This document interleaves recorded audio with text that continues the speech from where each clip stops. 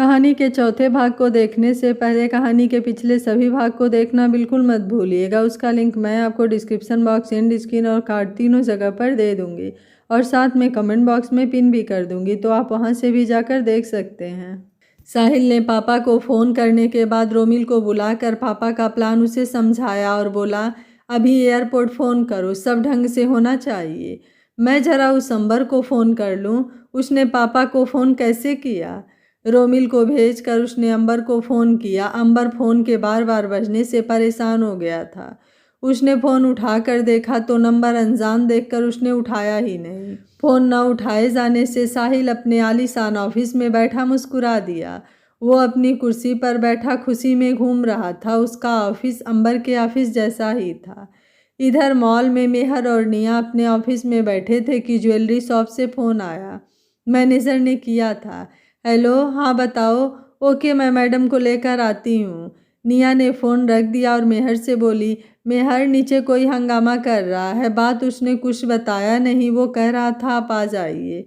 चलो देख कर आते हैं क्या बात है। मेहर चल दी। यहाँ छोटे मोटे झगड़े तो रोज़ होते ही रहते थे। वो दोनों नीचे आ गई। देखा तो वहाँ भीड़ हो रखी थी। मेहर के बॉडीगार्ड्स ने उनके लिए जगह खाली कराई, तब वो आगे आई। आकर देखा तो हैरान रह गई। वहाँ मैनेजर ने दो लेडीज को पकड़ा हुआ था। उनमें से एक मिसेज बत्रा थी, मिसेज बिरला की दोस्त। उसी ने मेहर को बुलाने को कहा था। मेहर ने मैनेजर से पूछा, क्या बात है? मैडम, इन्होंने एक हार पसंद किया और पैसे देते वक्त वो कह रही हैं कि पहले हार दो, जबकि सेल्स गर्ल का कहना है कि हार इन्होंने ले लिया था। अब ये मान नहीं रहे, न ही बैग चेक करवा रही हैं। हम क्या करें? मैनेजर बोला। अरे इससे क्या पूछते हो? मैंने तुम्हें बॉस को बुलाने को कहा था, इसे क्या पता? इसने तो ऐसे हार कभी सपने में भी नहीं देखे होंगे। लोगों के घरों में मेड का काम करने वाली, इसे क्यों बुलाया? हम बड़े घरों से हैं, जिन घरों में ये मेड का काम करती थी। हमने कहा ना कि हमने नहीं लिया तो नहीं लिया, हम बैग क्यों दिखाएं? मिसेज बत्रा बोली। जब वहाँ खड़े लोग जो पहले से वीडियो बना रहे थे, उन्होंने कैमरा मेहर की तरफ करके उसकी वीडियो बना ली। अरे मैडम, आप कैसी बात कर सकती हैं? ये इस मॉल की मालकिन है, ये मॉल इनका ही है। मैनेजर बोला। क्या वाह, क्या तरक्की की है। आखिर अंबर को फंसा ही लिया। उसी ने ये मॉल दे दिया होगा। भाई, ऐसी शक्ल को इतना तो दे ही देते हैं। मिसेज बत्रा बोली। मेहर के बॉडीगार्ड तुझे सबक सिखाने आगे बढ़े तो मेहर ने उन्हें रोक दिया। मैनेजर, आप इन्हें रहने दो, सीसीटीवी चेक कराओ। वो फुटेज देखने लगे। फुटेज में इनके साथ एक लड़की और थी। तीनों एक साथ अंदर आई थी। तब ये तीनों गहने देखने लगी।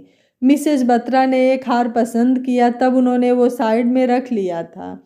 साथ वाली लेडी ने पीछे सेल्स गर्ल के पीछे पड़े एक हार की तरफ इशारा किया। वो दिखाइए।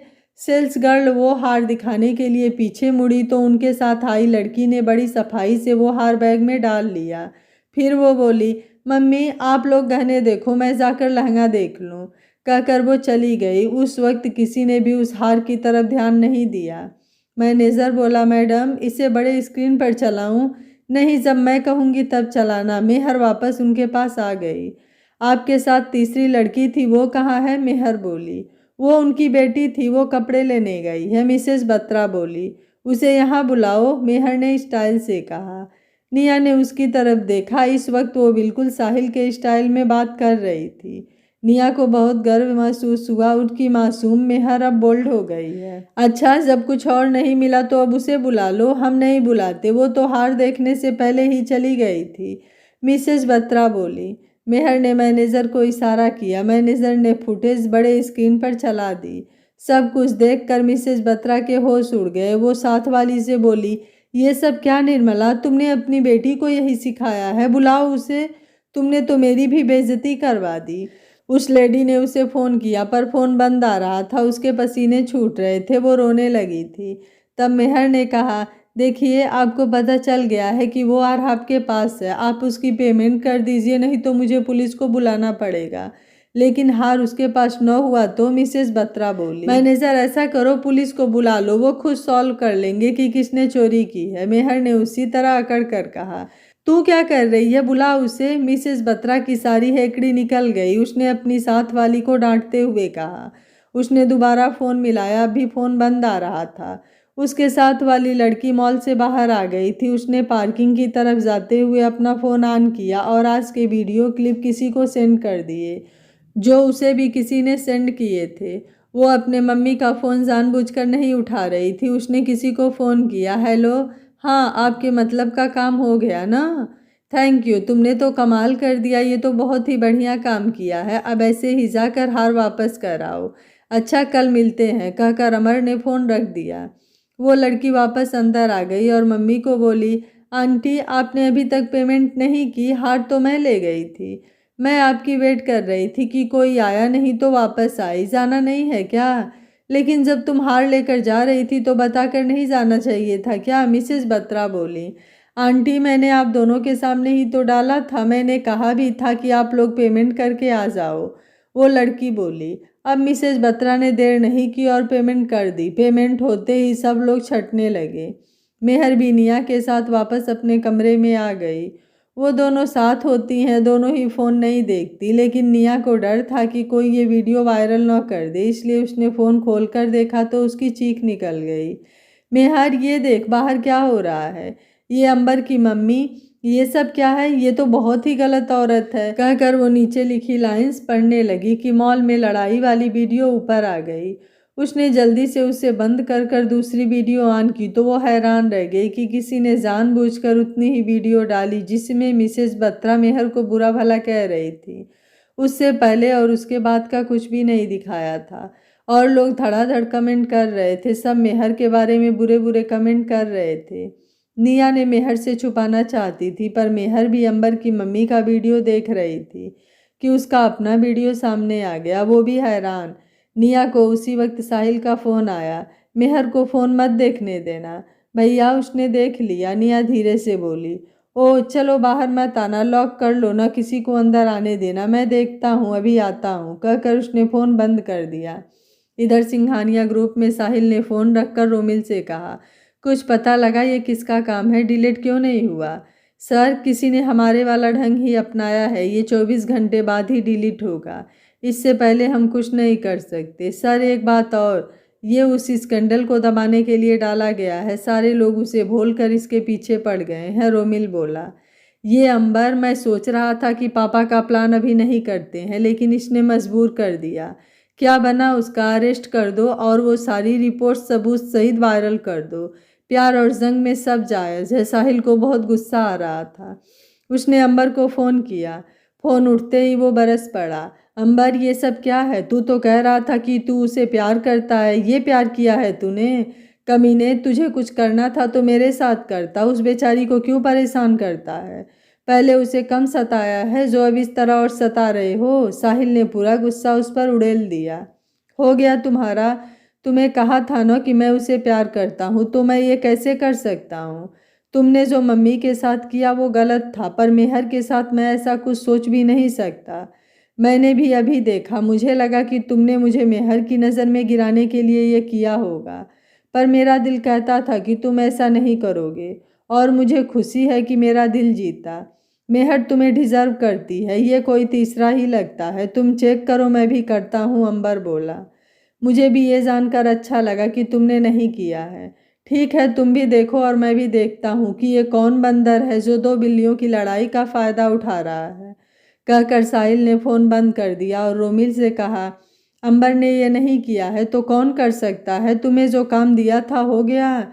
जी सर, उसे एयरपोर्ट से अरेस्ट कर लिया गया है, अब वो कहीं नहीं जा पाएंगी। देखिए, इस वीडियो के बाद लोग मैडम के वीडियो को भूल जाएंगे, रोमिल बोला। ठीक है, तुम ये पता कराओ कि मेहर वाला काम किसने कराया है। उस लड़की के बारे में भी पता करो कि वो कौन है, उसका किससे कनेक्शन है। जाने क्यों लगता है कि वो लड़की का इससे कुछ लेना है। मैं मेहर के पास जा रहा हूँ, वो घबरा न जाए, कहकर साहिल वहाँ से चल दिया। रोमिल ने उसी वक्त ड्राइवर को फ़ोन किया। हेलो सर, जाने के लिए जा रहे हैं, कार गेट पर ले आओ। वो नीचे आया तो कार पहले ही गेट पर थी। साहिल मॉल की तरफ चल दिया। इधर बिरला ग्रुप में अंबर और तेज भी उस लड़की के बारे में छानबीन कर रहे थे। सर ये सेजल है, मिसेस बत्रा के पड़ोसी की बेटी। ये मिसेस बत्रा के बेटे रुपेश की गर्लफ्रेंड है, तेज बोला। हाँ, मुझे लगता है कि हमें पता लग गया कि ये किसने किया है, कहकर अंबर ने फ़ोन निकाला और किसी को फ़ोन मिलाया। हेलो, हाँ मैं बोल रहा हूँ। ये सब क्या है? तुम्हारी पढ़ने की उम्र है, अपनी पढ़ाई पर ध्यान दो। अच्छा, वहाँ मॉम के साथ ये सब होता रहे और मैं चुपचाप बैठा रहूँ, ऐसा नहीं हो सकता। तुम अपना काम देखो, समझे? मैं माँ को संभाल लूँगा। वैसे भी तुम्हारी अपनी माँ होती तो तुम बचाते। तुम्हें उस लड़की की फिक्र है पर माँ की नहीं। अब बचा लेना उसे, वो धमकी देते हुए बोला। आकाश, एक बात कान खुलकर सुन लो, अगर उस लड़की को कुछ हुआ ना तो मैं मैक्सिको में तबाही मचा दूंगा। तुम मुझे जानते ही हो, इसलिए इन सब से दूर ही रहो। मैं तो मम्मी को तुम्हारे पास ही भेज रहा था। अब मुझे क्या पता था कि ये सब हो जाएगा, अंबर गुस्से में बोला। अच्छा, तुम मैक्सिको में तबाही मचाने की बात करते हो, यहाँ अपनी मम्मी को तो बचा नहीं सके, आकाश बोला। मम्मी ने क्या किया है पता भी है? उन्होंने किसी का घर खराब किया।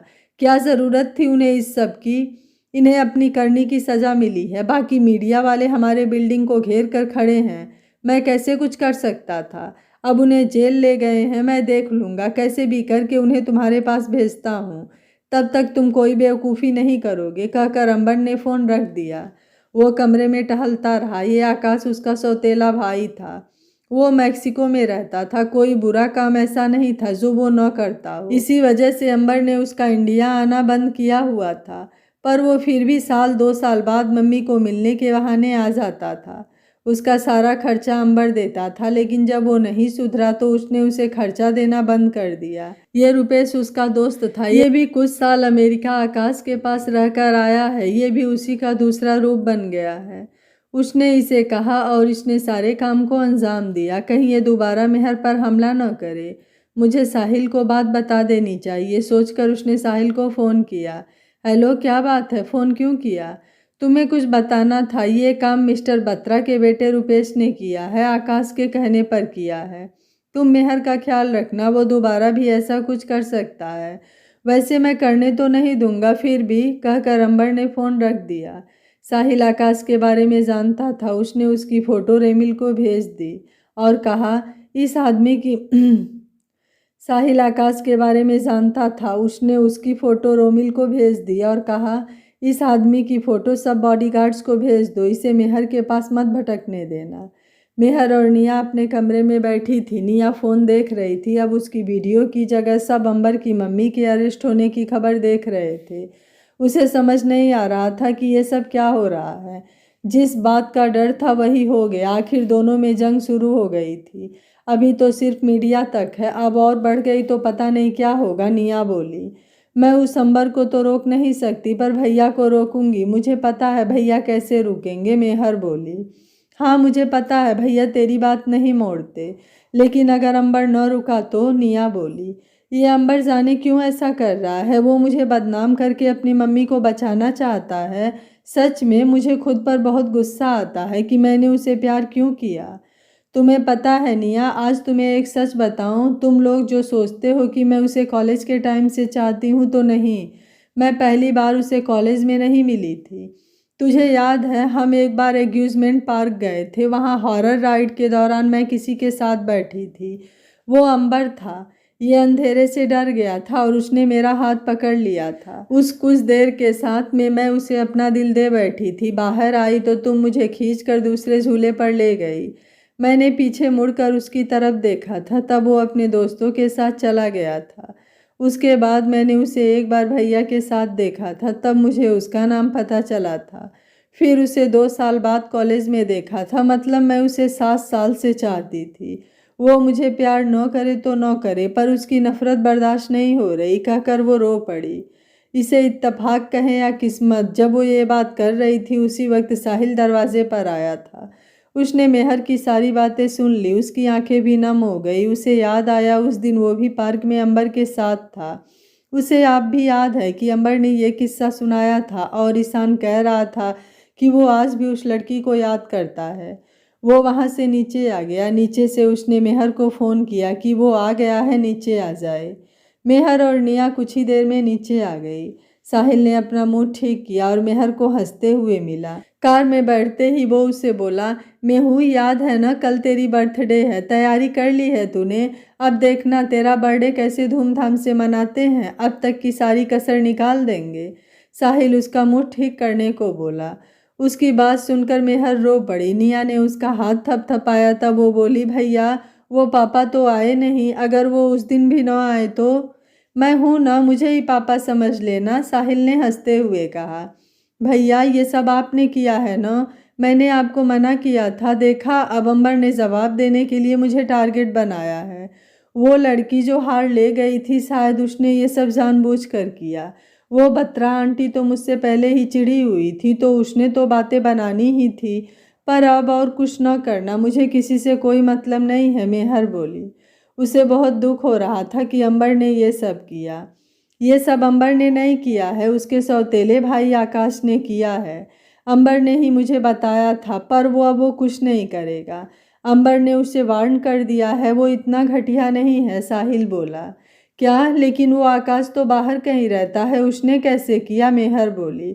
अंबर बता रहा था कि वो लड़की जो हार ले गई थी, वो मिसेस बत्रा के बेटे रुपेश की गर्लफ्रेंड है, और रुपेश आकाश का दोस्त है, उसने रुपेश के थ्रू ये सब करवाया है, साहिल बोला।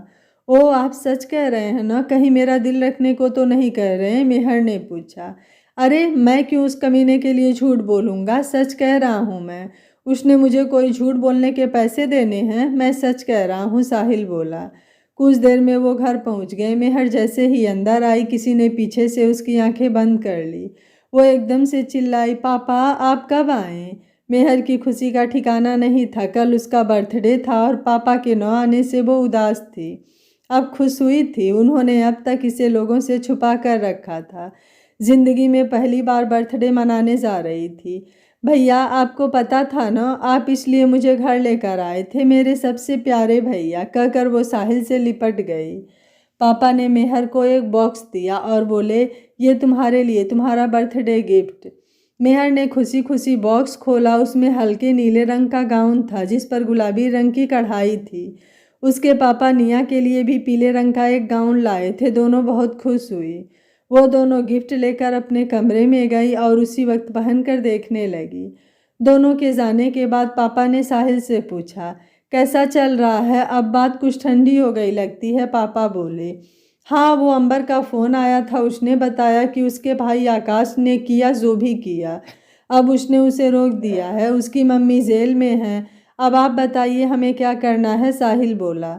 सुनो, मेरे पास अंबर की मम्मी के खिलाफ बहुत सबूत पड़े हैं, जिससे ये साबित होता है कि उसने अंबर की माँ को मारा, फिर उसके पापा को मारा।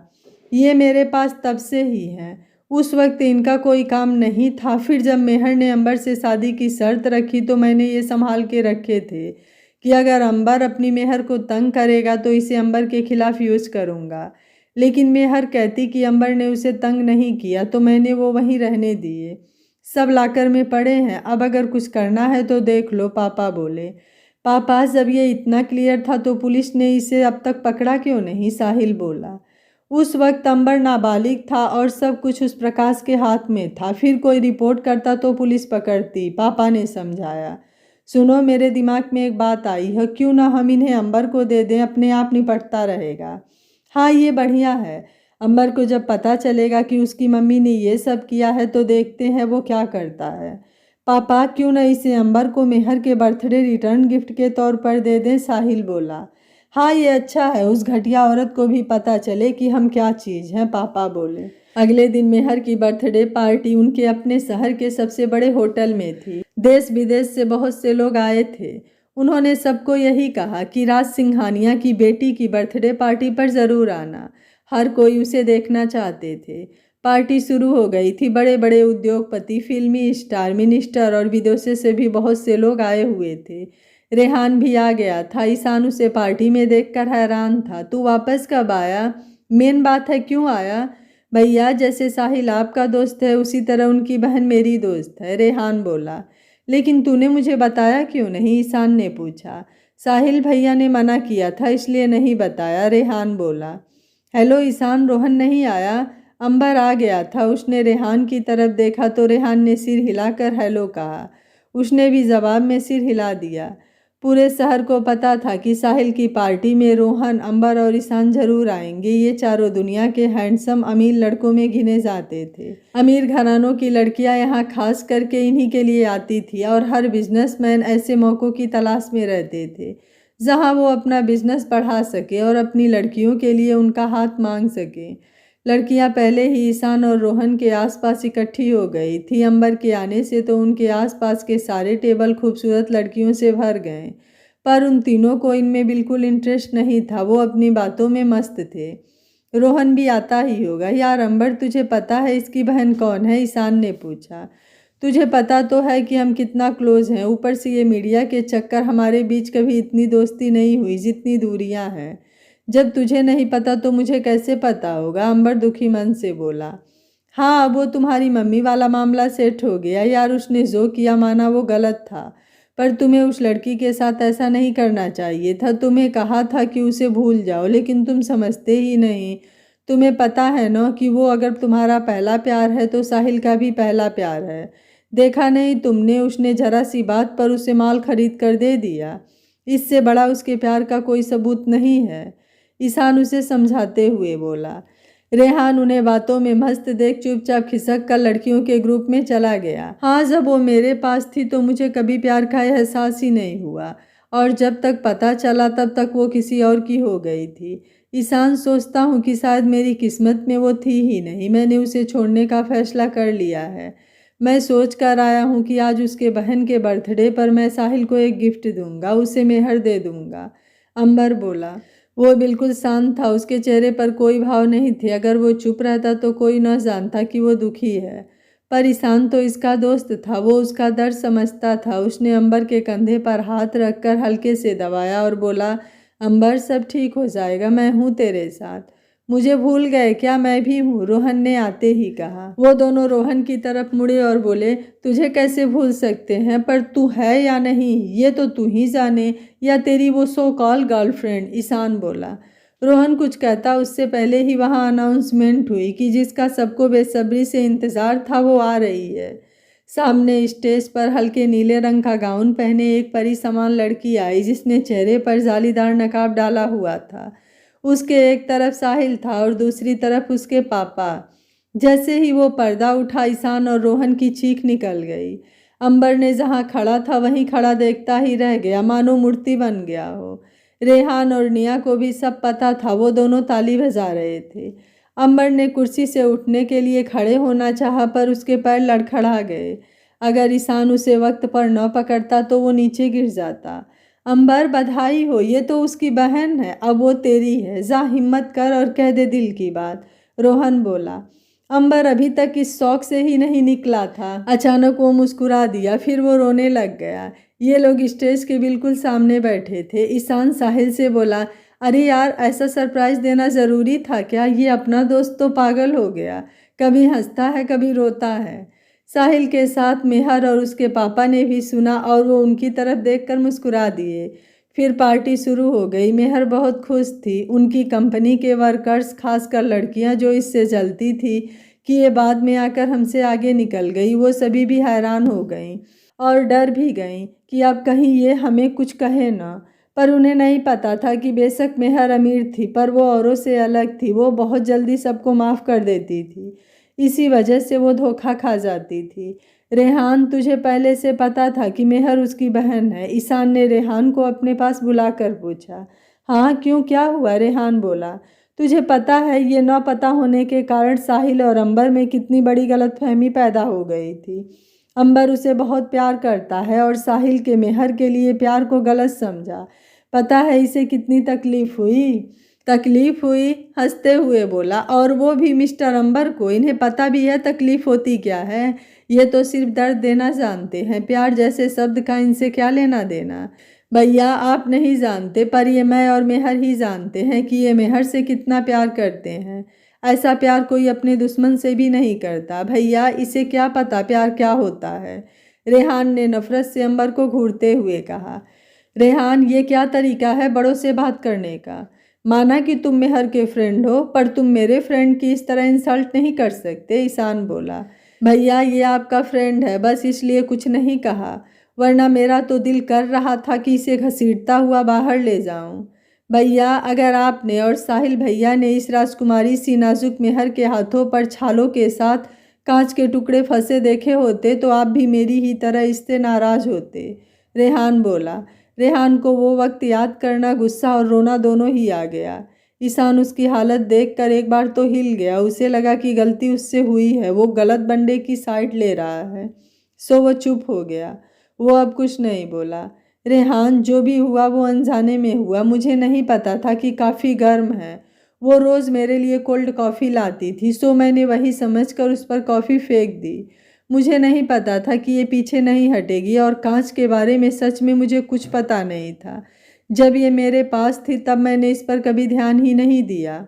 उस वक्त मुझे ये और लड़कियों की तरह लगती थी जो मेरे पैसों के कारण मेरे पीछे पड़ी हुई थी।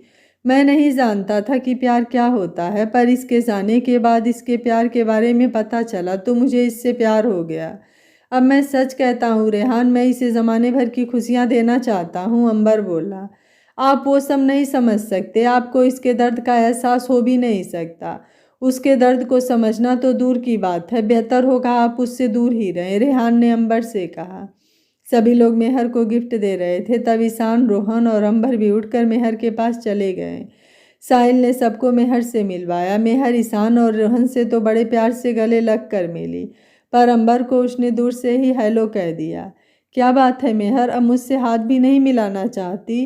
अंबर ने मेहर से मिलाने के लिए बढ़ाया हाथ नीचे करते हुए कहा। मेहर बोली, कुछ लोगों से दूरी ही अच्छी है। उसकी बात ने अंबर का दिल जरूर टूटा, पर वो जानता था कि वो उसके साथ यही होगा। ये इतनी जल्दी नहीं मानेगी। ईशान ने, रोहन ने अपना अपना गिफ्ट दिया। अभी वो मेहर और अंबर के बीच खड़े थे तो अंबर ने साहिल को पास बुलाकर कहा, ये रूबी का सेट है, इसकी ड्रेस के साथ मैच करेगा, इसे पहना दो। साहिल उसकी तरफ देखकर मुस्कुरा दिया। उसने सेट पकड़ा और मेहर के गले में डाल दिया। मेहर को पता ही नहीं चला कि ये किसने दिया है। उसे लगा कि साहिल ने दिया है।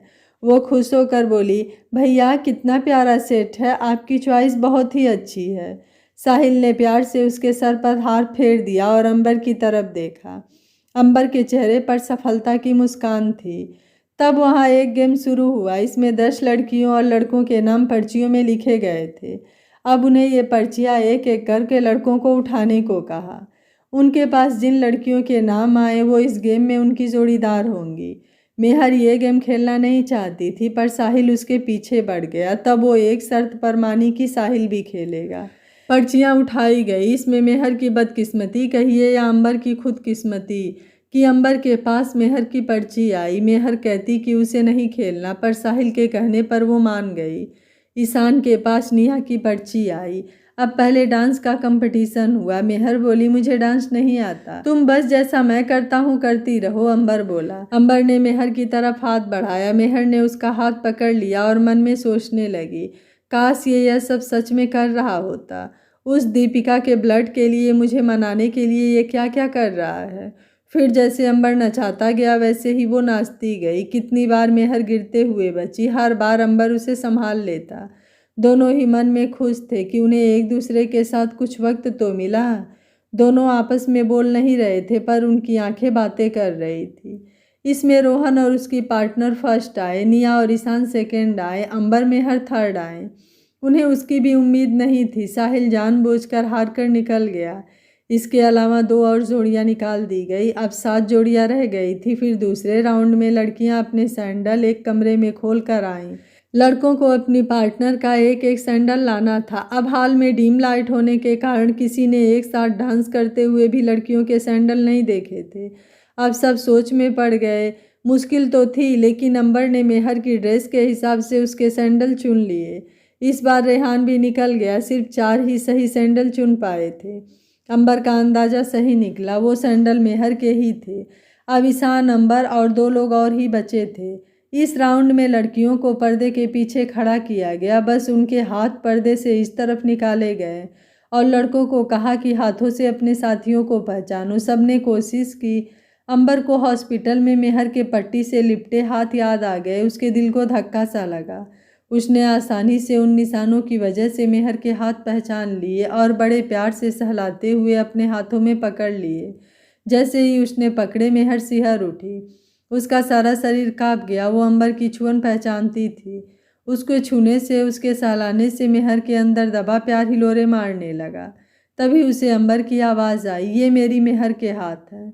इस तरह ये कंपटीशन अंबर और मेहर जीत गए। सबने तालियां बजाकर उन्हें बधाई दी।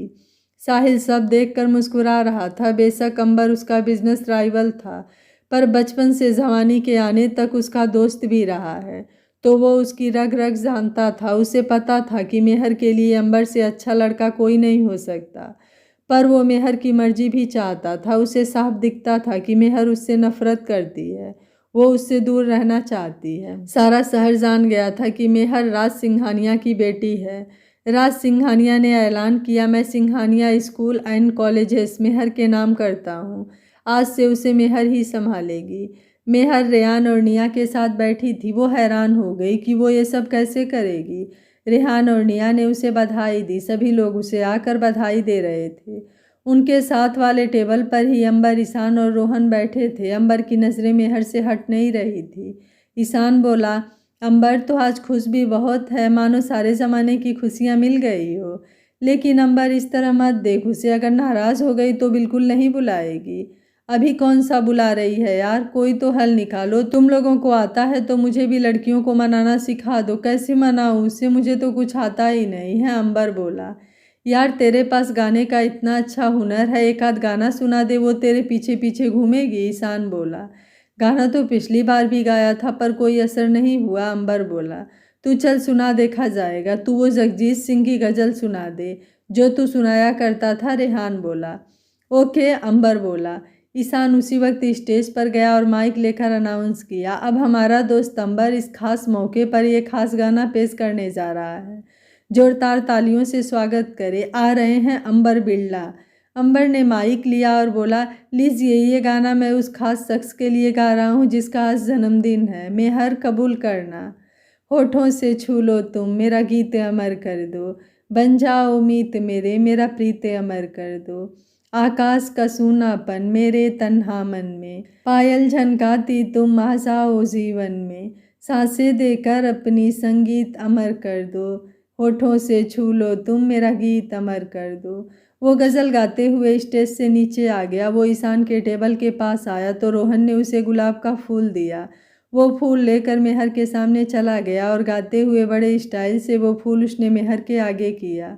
मेहर इतने लोगों के सामने अपना मजाक नहीं बनाना चाहती थी, सो उसने वो फूल ले लिया और थैंक यू कहा। अंबर खुश था कि चलो फूल तो लिया उसने गाना बंद किया तो सभी तालियां बजाने लगे, पर उसकी नज़रें मेहर पर ही टिकी थी। मेहर मुस्कुरा रही थी, पर उसे देखकर नहीं, बल्कि रेहान की किसी बात पर मुस्कुरा रही थी, पर वो इससे ही खुश था। अंबर, मेहर के बर्थडे पर तुम्हारे लिए रिटर्न गिफ्ट है। साहिल ने उसे एक पुरानी सी फाइल दी। वो खोल कर देखने लगा तो साहिल बोला, सब्र करो, घर जाकर देखना, तुम्हारे फ़ायदे के लिए ही है। तुमने उस दिन आकाश के बारे में बताया था, इसलिए मैं ये ज़रूरी डॉक्यूमेंट्स तुम्हें दे रहा हूँ। एक्शन लेने को मैं ले सकता था, पर यह तुम्हारे घर का मामला है। मेरे पापा ने ये जानकारी इकट्ठी की थी, अगर कुछ भी पूछना हुआ तो पापा से पूछ सकते हो, साहिल ने उसे बताया। अमर ने फाइल बंद करके रख ली और साहिल की तरफ हाथ बढ़ाकर कहा, साहिल, मुझे तुम पर और तुम्हारी दोस्ती पर हमेशा से मान रहेगा। साहिल ने उससे हाथ मिलाया तो अंबर ने उसे खींचकर गले से लगा लिया। साहिल, मैंने मेहर को कभी जानबूझकर तंग नहीं किया। उसके हाथ पर जो छाले पड़े हैं वो गलती से हुए। असल में वो रोज़ मेरे लिए कोल्ड कॉफ़ी लाती थी। मुझे लगा कि आज भी कोल्ड ही होगी, और मुझे ये लग रहा था कि ये और लड़कियों की तरह मेरे पैसों के पीछे पड़ी है, इसलिए मैंने वो कॉफ़ी उसकी तरफ फेंक दी। मुझे भी बाद में पता चला कि वो गर्म थी। I am really sorry. Sahil ने उसे माफ़ कर दिया, पर वो बोला, देखो अंबर, मुझे तुमसे पहले शिकायतें थी, पर जिस तरह तुमने ये सब हैंडल किया उससे सब शिकायतें दूर हो गई हैं। एक बात की शिकायत है कि तुमने दीपिका को देने के लिए मेहर का ब्लड क्यों निकलवाया? क्या हुआ है दीपिका को? साहिल, दीपिका का ब्लड ग्रुप रेयर है, उसे ब्लड कैंसर के कारण ब्लड चढ़वाना पड़ता है। तू तो जानता है कि संगम का मुझ पर एहसान था। उसने मरते वक्त कहा था कि दीपिका का ध्यान रखना। मुझे कोई डोनर मिल नहीं रहा था, इसलिए मेहर को कहा। मेहर ने 1.5 साल में 4 बार ब्लड दिया। मैंने उसे अमेरिका भेज दिया है, उसके मामा के पास। अब वो खुद ही ध्यान रख लेंगे, अंबर बोला। हाँ, मैंने जब दीपिका के बारे में सुना तो मुझे भी दुख हुआ। तुम अगर बात करते तो मैं दे देता, मेरा भी ब्लड ग्रुप वही है। दोस्त तो वो हमारा भी था, पर तुमने मुझे बताया ही नहीं खैर उसका नंबर दे देना, मैं फ़ोन करके पूछ लूँगा, साहिल बोला। साहिल, मुझे तो ये भी पता नहीं था कि मेरी तुम्हारी बहन है, तो ब्लड ग्रुप का कैसे पता चलता। तुमसे एक रिक्वेस्ट है, मुझे मेहर दे दो प्लीज़। लोग लड़की के आगे घुटने टेकते हैं, मैं तुम्हारे आगे टेकने को तैयार हूँ, अंबर बोला। ईशान और रोहन भी उसके पास आ गए थे। वो उनकी पूरी बात तो नहीं सुन पाए, ये अंत वाली बात सुन ली। यार साहिल, इसे घुटने पर आने दे, फिर मानना, हम भी देखना चाहते हैं कि द ग्रेट अंबर बिरला घुटनों पर बैठा कैसा लगता है, ईशान बोला। यार कहते हैं ना कि हर एक दोस्त कमीना होता है। मैं सोचता था कि मेरे बहुत अच्छे दोस्त हैं, पर अब पता चला मेरे दोस्त भी कमीने ही हैं, अंबर ने हंसते हुए कहा। तो सभी हंस पड़े। निया, मेहर और रेहान अपने आप में मस्त थे। निया की नज़र रह रह कर ईशान की तरफ जा रही थी। उसे याद आ रहा था कि डांस के वक्त वो उसे कितने प्यार से ट्रीट कर रहा था। वो जितना सोच रही थी उसे ईशान उतना ही अच्छा लग रहा था। रेहान ने उसे देखा तो बोला, यार ये मेरी फ्रेंड्स को कोई और नहीं मिला। एक ने अंबर को पसंद कर लिया तो अब एक ने ईशान के पीछे पड़ी है। एक तो दुखी होके बैठ गई, दूसरी भी धोखा खाकर ही टिकेगी। चल चल, सारे तेरे जैसे नहीं होते। ईशान जी तो अच्छे हैं, हम लड़कियों को बंदे के टच से पता चल जाता है कि वो कैसा है। निया उसके सीने पर हाथ मारती हुई बोली, ओ बढ़िया ईशान वाली, वो मेरा भाई है, उसे मुझसे बेहतर कोई नहीं जानता। मैंने खुद उसकी गर्लफ्रेंड्स को घर छोड़ा है, वो कपड़ों की तरह गर्लफ्रेंड बदलते हैं। तू मेरी दोस्त है इसलिए तुझे कह रहा हूँ, दूर रहना उससे, रेहान बोला। अरे मैं तुझे मेहर लगती हूँ कि धोखा खा जाऊँ, मैं तो अगले की नानी याद करा दूँ, निया बोली। अच्छा चलो हम सब अपने वाला गाना गाएं। मेहर उन्हें लेकर स्टेज पर चले गए और गाने लगे। वो बचपन से हर एक के बर्थडे पार्टी पे ये गाना गाया करते थे। जब से निया मिली तब से वो भी उनके साथ गाने लगी। तीनों स्टेज पर माइक लिए खड़े थे। फिर रेहान ने शुरू कर दिया, तेरे जैसा यार कहाँ कहाँ ऐसा यार आना, याद करेगी दुनिया तेरा मेरा अफसाना। ईशान, साहिल, अंबर और रोहन भी वहाँ आ गए। वो भी उनके साथ गाने लगे। ये गाना गाते हुए सभी स्टेज पर नाच रहे थे। रेहान, मेहर और निया एक तरफ और वो चारों एक तरफ।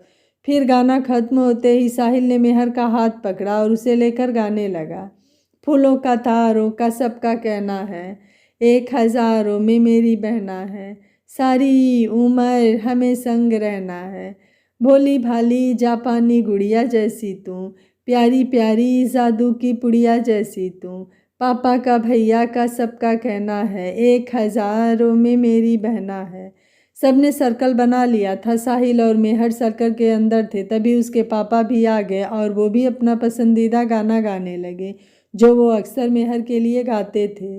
मेरे घर आई एक नन्ही परी, चांदनी के हंसी रथ पे सवार, मेरे घर आई एक नन्ही परी। सभी भावुक हो गए। उसके पापा ने उसे गले लगा लिया। उनकी आंखें नम थी, मेहर की भी आंखें नम हो गई। फिर उन्होंने मिलकर केक काटा। सबने तालियां बजाकर साथ दिया। मेहर के पापा ने उसके आसपास सभी दोस्तों के मुंह को केक लगाया, लेकिन जब वो अंबर के पास गए तो उन्होंने उसकी तरफ देखा और आगे निकल गए। अंबर का मुंह खुला ही रह गया। उसके पापा इसे माफ़ नहीं कर सकते थे। वो सब कुछ भूल सकते थे, पर मेहर की वो हालत जब वो उसे अंबर के घर से लाए थे, कैसे भूल सकते थे। पार्टी देर रात तक चली। घर आकर सभी थक गए थे। वो अपने अपने कमरों में सोने चले गए। निया और महर एक ही कमरे में सोती थी। निया को यहाँ रहते हुए अब कई महीने हो गए थे।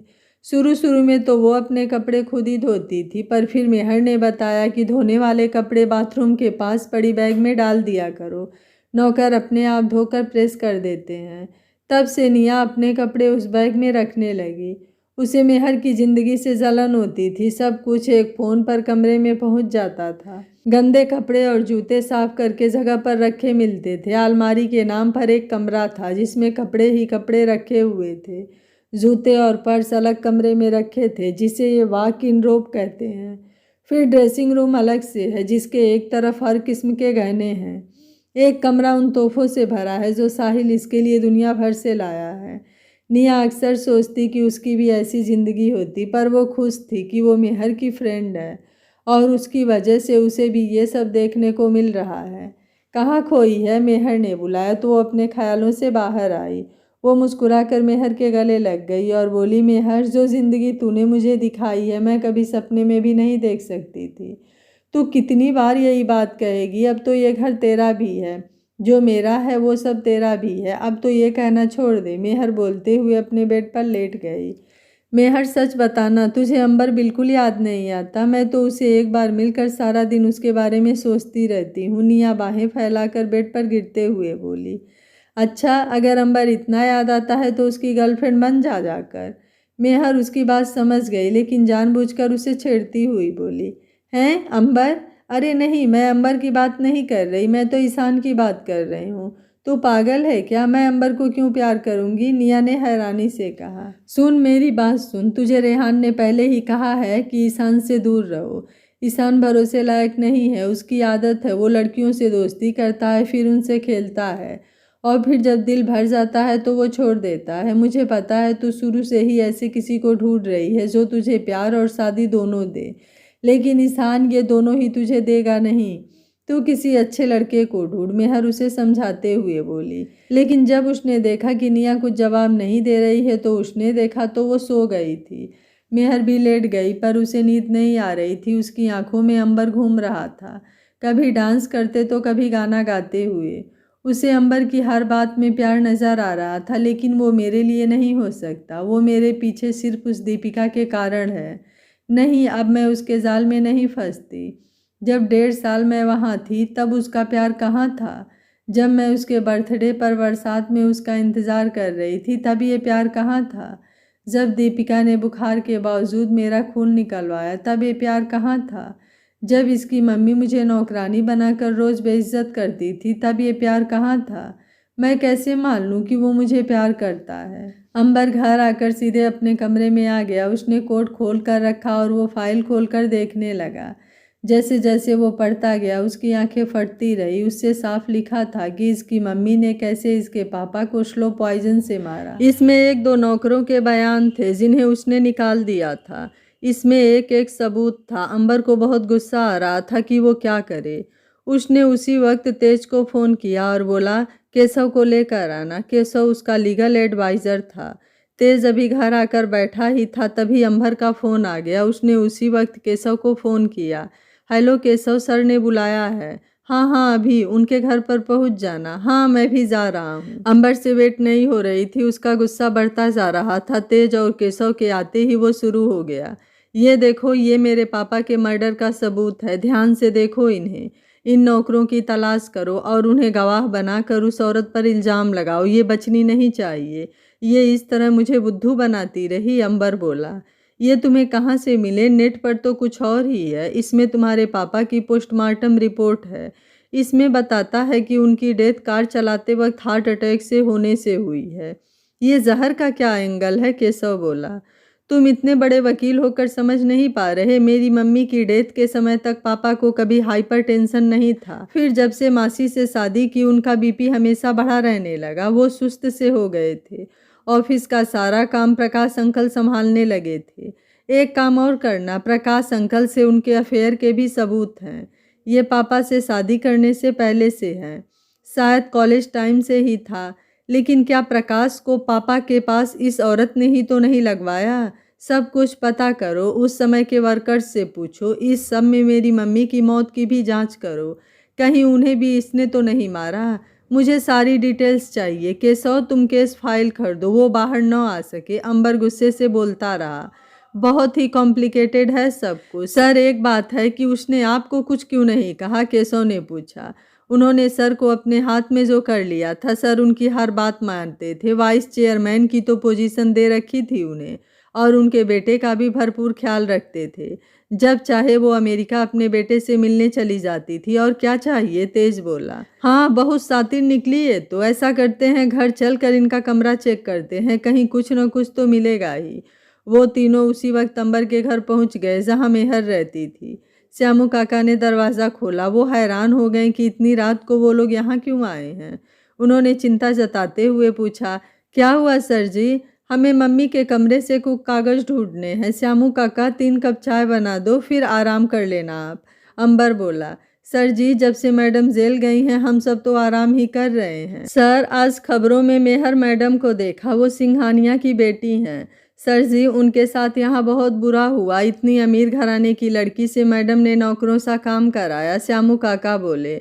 हाँ काका, मैं वहीं था, मुझे भी आज ही पता चला। कोई नहीं, एक दिन इसी घर में आएंगी वो तुम्हारी मैडम बनकर, अंबर बोला। वो तीनों अंबर की मम्मी के कमरे में गए। उन्होंने पहले कमरे में आसपास देखा, फिर अंबर ने उनके वॉक इन रॉब में जाकर देखा।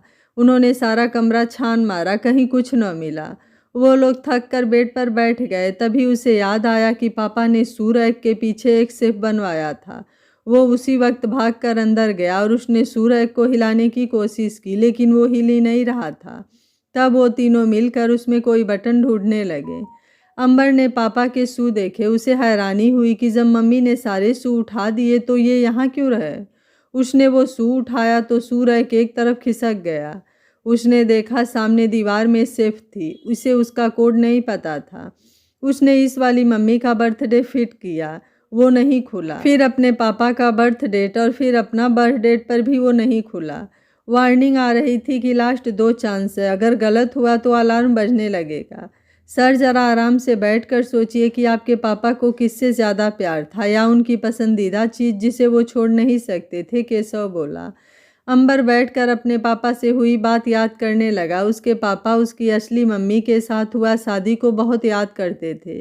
वो हर साल उस दिन मम्मी की कब्र पर जाकर घंटों बैठे रहते थे। वो एकदम से बोला, हाँ मुझे याद आया। उसने अपनी सगी मम्मी और पापा की शादी की तारीख भरी और सेफ खुल गया। तीनों की आंखें खुली की खुली रह गई। वो सेफ नहीं, एक कमरा था। वो उसके अंदर गए। तेज ने वहाँ पर पड़ा टेबल खींचकर दरवाजे के साथ लगा दिया। अंबर ने उसकी तरफ देखा तो वो बोला, सर अगर ये बंद हो गया तो? मतलब हम तीनों अंदर ही न बंद हो जाएं, इसलिए। वेरी गुड, मुझे पता है, बस तू ही ऐसा सोच सकता है, तभी तो तू मेरा असिस्टेंट है, कहकर अंबर अंदर पड़े कागजों को देखने लगा। कमरे की हालत से पता चलता था कि सदियों से यहाँ कोई नहीं आया हो। लगता है बड़े सर के बाद इसे किसी ने नहीं खोला, केशव बोला। हाँ ऐसा ही लगता है, शायद पापा ने इस मम्मी को ये दिखाया ही न हो, इसे इसके बारे में पता ही नहीं होगा, शायद, अंबर बोला। वो दोनों भी इस बात से सहमत थे। वहाँ कितने ही गहने थे, सोने के बिस्कुट और ईंटें थी और अलग अलग प्रॉपर्टीज़ के पेपर थे। अंबर को इन सब के बारे में कुछ मालूम नहीं था। वहाँ उसे नीचे एक पुराना सा लिफाफा मिला। उसमें कुछ खत थे जो इसकी इस मम्मी के लिखे लगते थे। उन्होंने वो लिफाफा साइड पर रख लिया। अंबर ने वो लिफाफा खोल कर देखा। उसमें से कितने ही खत मिले जो अलग अलग लोगों के लिखे हुए थे। वो तीनों ने खत आपस में बांट लिए और देखने लगे, अगर इनके मतलब का कुछ मिलता है तो।